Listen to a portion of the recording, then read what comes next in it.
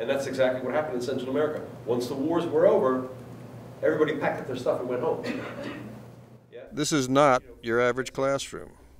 This is a workshop conducted in the field as well as here in the classroom. They shot of me making my film for PBS. This is Andrea Boston. She is participating in a 4-day backpack journalism workshop. I am working as a freelance journalist. I've been working on my own for about 2 years now. I study journalism, and I live in New York right now.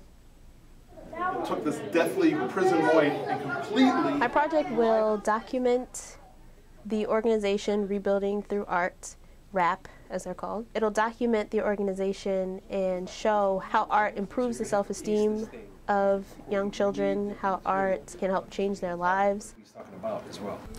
I'm Bill Gentile, and I call myself the backpack journalist. I teach these courses, backpack journalism, at American University, and just as importantly, I teach these independent workshops, like the one I'm teaching now at Maryland Public Television. I'm one of the, I believe, pioneers of this whole methodology that we call backpack journalism, which is about one properly trained journalist using these handheld digital cameras to tell stories in a more, visual stories in a more immediate and more intimate way. We're following Don Sladkin to a Vietnamese restaurant. The name of the restaurant is Saigon Remembered, and he's doing a piece about how this Vietnamese couple is acclimating to America. And they came here, I gather, in the early 90s.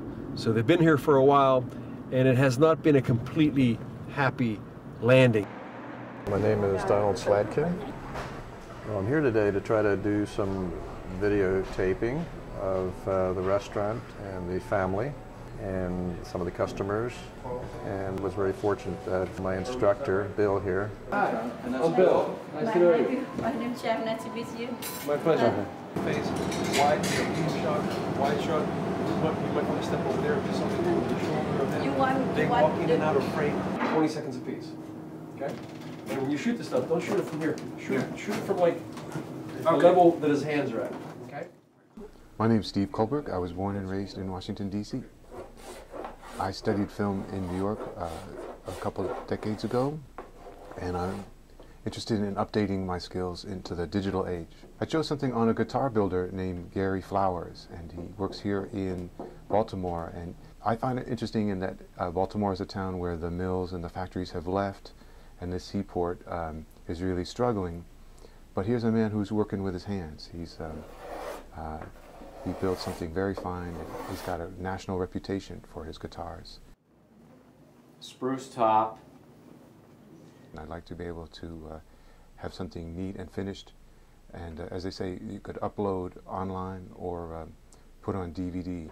Well, I'd like to be a better storyteller, documentary storyteller, because I feel very strongly about a lot of issues, from preserving wildlife, preserving forests in Southeast Asia and elsewhere, and also about the growing disparity in the U.S. between the rich and the poor.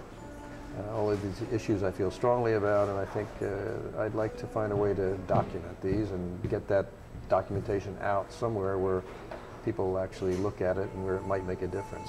Through this course, I hope to learn how to tell stories in a new way.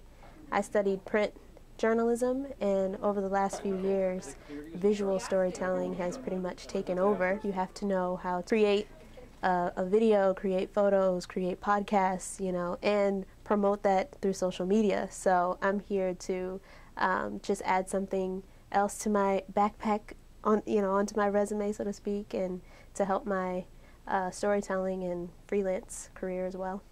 I really want the students to come away from this thing understanding that there is a visual language, and if they work at it, they can speak it.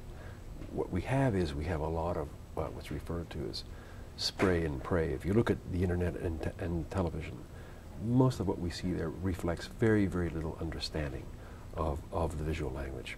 Most people simply haven't had the good fortune, haven't had the training to learn how to speak that visual language. And when you do learn how to speak it, it's very, very powerful, and it's much more powerful than what we see mostly on the television and the web.